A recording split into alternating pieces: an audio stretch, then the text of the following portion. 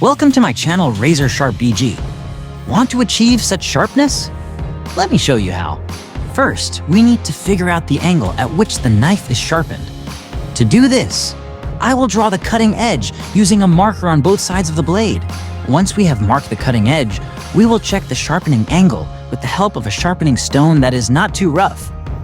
We run the stone along the cutting edge, making sure that the stone removes the marker along the entire width of the cutting edge. If necessary, we adjust the angle until this is achieved. This is the easiest way to find the sharpening angle of already sharpened blades, like this knife. The next step is to choose the stones we will work with. The first stone is essential. We determine it according to the condition of the blade, whether we will change the degree and bevel again, whether there are pits and chips. Also what steel the knife is made of. In this case, the blade is in good condition. I will not change the sharpening angle, therefore, I will start with something not so rough. Stones also differ not only in the grit of their abrasive, but also in the bond. For example, a stone with a softer bond would work more gently on the blade than a galvanically bonded stone with the same grit, and this is key to not damaging the cutting edge and to obtaining a durable cutting edge. Actually, I don't recommend Chinese electroplating for knives, other than very cheap kitchen knives, or for removing large pits in the blade. But anyway, for today's knife I chose to start with a bronze bond stone with a grit of 550 grit. Fairly gentle on the blade, it will make fine scratches on the cutting edge of uniform depth and it won't cause the metal to flake. The knife is made of steel similar to VG10, so I'll be gentle with it. As I mentioned, I'm going to work at the same angle that the knife is sharpened at, which is 18 degrees per side in this case. I'm not going to change it because the knife performs pretty well at that angle. It's mine and I've tracked it. My goal is just to show how I get the sharpness, because a lot of people in the comments are asking me about that and make a step-by-step video on how to achieve this sharpness, and here I am doing it. Although I have shown this in other videos on the channel, which reminds me, please subscribe to my channel if you haven't already. So the idea is to not apply any pressure to the rake and stone and just let the weight of the stone act on the blade. The principle that I've noticed the best results with is to turn the blade more often rather than waiting to form a burr on one side and in the meantime to work on the other. This way, at least in my opinion, the cutting edge becomes much more even and a large burr is not formed, which is then more difficult to remove. I use my fingers all the time to feel the back of the blade to see if a burr is forming. With finer stones, it's a lot harder to feel, but you can still feel it with a little practice. My goal is to have it form along the entire length of the cutting edge, and only then will I move on to the next step. It is extremely important to be careful in the area of hit the knife tip. You should not allow the stone to pass through the knife tip with more than half of its area. I mean up to half the width of the stone, no more, because otherwise, you risk rounding the knife tip. The sharpening process can be divided conditionally into 3 stages. The first stage is the rough grinding, reprofiling, and shaping of the cutting edge. In cases where the blade has a damaged cutting edge with many pits, when the sharpening angle will be changed, or when a new cutting edge will be built. The first stage can include abrasives with a grain size of, I think, up to 400 grit or 50/40 microns. Not every knife needs this stage, as in today's case. The second stage is refining, or the actual sharpening of the knife. It involves abrasives from 50/40 or 400 grit to the stone you have decided to finish with. If the goal of sharpening the particular knife you are sharpening is to obtain a perfect mirror finish, at this stage, you should follow a consistent progression in abrasives, striving to erase the traces of each previous stone with each subsequent one. If the sharpening is not going to perfectly mirror the cutting edge, you can sharpen the knife with 2 or 3 stones, as I will do in today's case. The third stage is finishing movements, stropping, or removal.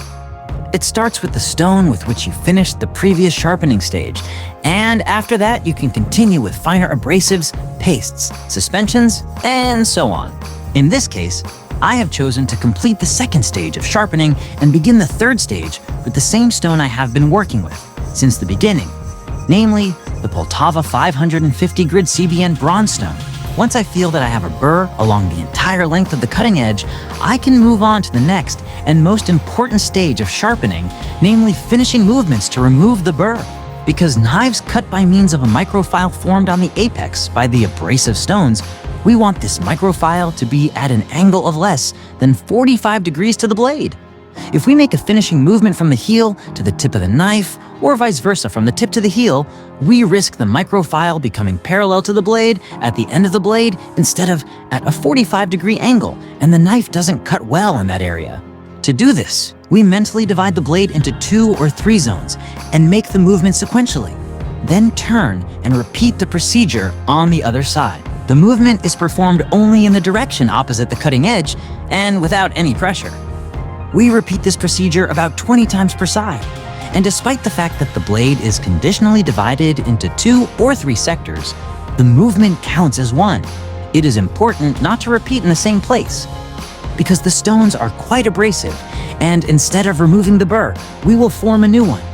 Take your time and don't rush this step. Clean your stone periodically and add oil to it if necessary. After we finish the finishing touches with a 550 grit stone, I wipe the blade of oil and check if it cuts a paper towel. As we can see, it cuts it effortlessly, without any snagging, very cleanly. Now I can move on and place the stone that I will use to do the finishing touches on the sharpening. For today's sharpening, this will be a natural stone, Tsushima Black Nagasaki. When finishing with a natural stone, I will do something like a micro undercut and increase the sharpening angle by 0.4 degrees. This makes it easier to remove the remaining burr, and in theory, the cutting edge should become more durable. Most natural stones can be used with both water and oil.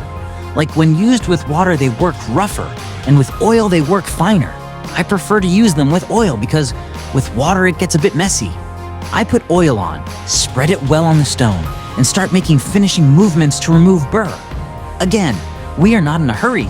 We do the movements without any pressure, slowly and carefully. Give yourself time and meditate. Natural stones do not require pre-soaking in water, and some of them create their own suspension during operation, which helps the sharpening process. Natural stones of the same type can vary in hardness, and therefore differ in their abrasiveness, unlike synthetic stones, which can be calculated with exact abrasive grit. In the case of natural ones, they are determined with approximate grit. Natural stones work slower than synthetic and diamond stones, but in theory, the cutting edge becomes more durable after sharpening with a natural stone. For the final stage of sharpening, you can also choose different types of strops and suspensions or pastes. The goal is to remove as much burr as possible and to keep the apex of the cutting edge clean. I've tried quite a few different types, such as leather strops with different diamond pastes and suspensions, aluminum oxide pastes, various wooden strops. As I said, if you're careful and do the finishing moves gently, they also work well and remove the burr. Just keep in mind that with soft materials, such as leather or wood, care must be taken because the leather can round the apex. Also, the leather and wood can be injured by the cutting edge if careless. I think I'm done with today's sharpening, so let's take the knife down and see what the final result is that I got. As you can see, the cutting edge is not mirror polished, but for this everyday kitchen knife, I don't need that. However, it doesn't interfere with the knife's cutting action, and it performs fantastically with the paper towel. Clean cut, no nicks. That means a clean cutting edge, no burr. Share in the comments what your finishing method is, what stones you use, and which combination gives you the best cutting edge in your opinion. Follow my channel for more cool videos from the world of sharpening. I hope you found the video helpful, but whatever you do, just keep trying and don't give up. You will find your method and what works best for you, only with practice and constant trying of different techniques and things. I wish you all a happy new year, health to you and your families. I hope we continue our journey together through the world of sharpening and learn from each other to improve ourselves. Goodbye and see you soon.